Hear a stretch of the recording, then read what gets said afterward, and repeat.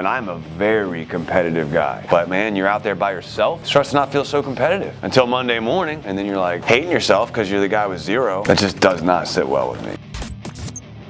Do your due diligence the week before, the night before. Get yourself 3 areas. Why 3 areas? Because you could get in one and they'd chase you out. I mean, the likelihood of that happening is very slim, but you get one Karen that's like, I'm calling the police, no soliciting. And they will come, and they don't give a shit. They'll be like, dude, can you just go somewhere else? It's not worth fighting. I'm like, I got you, brother, because I'll be back. It's not illegal, but why do I fight that? There was a time I would, but I realized that it's better to just be like, I got you, brother. You know what I mean? I got you. I know you're just doing your job. I know this is annoying for you. So let me just go to another area. Fortunately, I'm a pro and I have a backup. My backup is close enough to where I'm not driving 4 hours to the next neighborhood I know of. Using your time like that while you are building your book of business. 3 areas, so you have 3 backup areas. I want to be in the area that I want to be in, meaning if I have my pick of the 3 areas, like, this is perfect, dude. I can't wait till people come home. And this is like everything for you guys who are just getting started while you build your book of business, because this is where, I mean, I can tell you 50 different books, actually, Nicholas, that'll help you with that. I grabbed one on my way in that I meant to show you all, and I will show you all, that I read that took my closing percentage from like 60 something to 80 something. And I still think a lot of principles apply. And it's the one that I did the DISC method in. So I figured you guys might like it. I would read Think and Grow Rich first, no matter what. That's like the Bible of business and self-help. Next would be How to Win Friends and Influence People, a book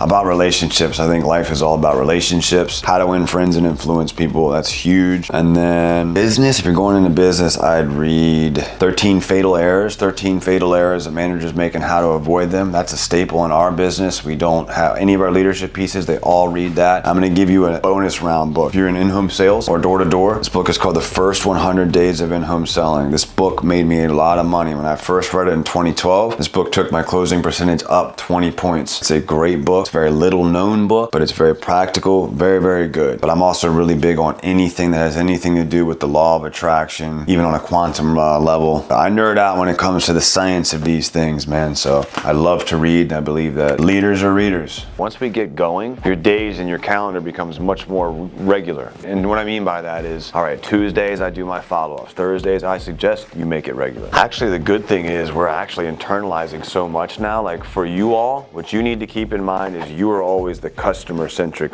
person. We have an entire operations division that is now slated to take over your old job, which was dealing with the insurance companies. That's no longer a thing anymore. The sales reps only and solely are focused on the relationship with the customer. That's all you guys got to do. It's like you take care of the customer. What he meant by that is like, look, you communicate everything with the customer. You are the customer's everything. So I want to know where it's at all times. I want to have my eyeballs on it. I want to make sure ops is calling. So I'm their POC every time, even though production will take over and call them when it comes time for it. I still want to be on top of my shit because I'm not having to deal with insurance, but I am constantly dealing with my customer. My whole job is to continue to foster the relationship with my client. That's it. Getting back to how to prep for a successful week while we're just getting started, that's the caveat here, is everything I'm doing and talking about is like, well, I'm just getting going. We're just coming out of training. I need 3 neighborhoods. I just digested what we have in PCRU. I just learned how to do an inspection on a roof. I'm ready to get out on my own. How do I make sure I freaking succeed? The short answer there, if you want me to be transparent, do you have people that you know that have 3-tab roofs? That is the easiest. And I say that with love because like that's what I did. I'm just being honest, right? Like I wanted people that I felt comfortable with and I didn't drop the ball because I had to do everything. Not just like I wanted to make sure I looked like the pro, but at least I got a mulligan with grandma or dad or my brother or my brother-in-law or you know what I mean? Like if I didn't know the answer to everything, it was okay because it was my freaking brother-in-law, it was my dad, it was my right. So like from one rep to another, that's what I would exhaust first.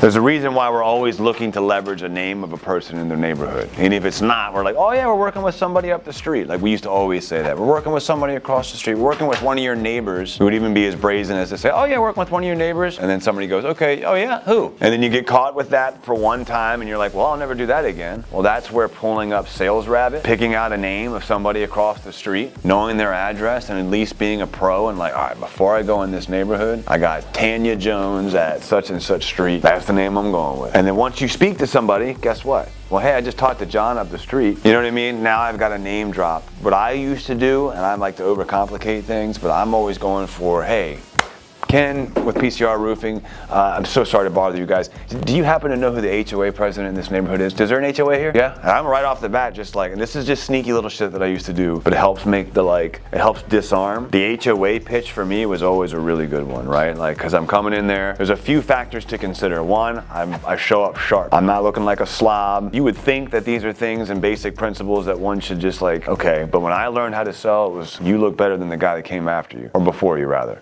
Both, right? Because I was in in-home sales, right? And this is back when we couldn't come in the office without wearing a tie. Now it's polos and it's way more relaxed, and that's cool. But still look better than the guy or gal that's coming behind you before you. Meaning, look the part, right? The hat's clean. Maybe I have to have two hats because I gotta have one when I'm up there doing my inspection. I'm gonna get sweaty and nasty. I got two shirts, man. Like, that's the type of stuff I would do. I got my white polo for my actual closings, and I got my other for when I'm up there just doing my inspection. Once we get going and you get good enough, is it possible that we find ourselves where you guys end up having canvassers with you and stuff? Yeah, we've done all of this. We're looking at doing all of these things again. We just have to think strategically from a sales perspective. What's my objection gonna be, right? What are they gonna probably say? Not interested, slam, whatever, right? There's not much you can do about that, but for me, I started to learn all right, what are the things that prohibit them from even hearing me for a second? If I can get past that and buy myself a few seconds, then I can really get in there and start to build some rapport. So I strongly suggest the HOA. And again, I'm giving you guys just some insight 101 as soon as I get out of training, and having success right away if I don't have somebody that I can go and work with and I'm just knocking in a raw neighborhood. My objective is to establish myself in that neighborhood so I don't have to keep knocking all the freaking time. I do this for a few months, I should not be knocking. A year later, I shouldn't be knocking anymore. Just shouldn't be. It's all referrals, it's all neighborhoods, you got some commercial deals. You're too busy for that, man.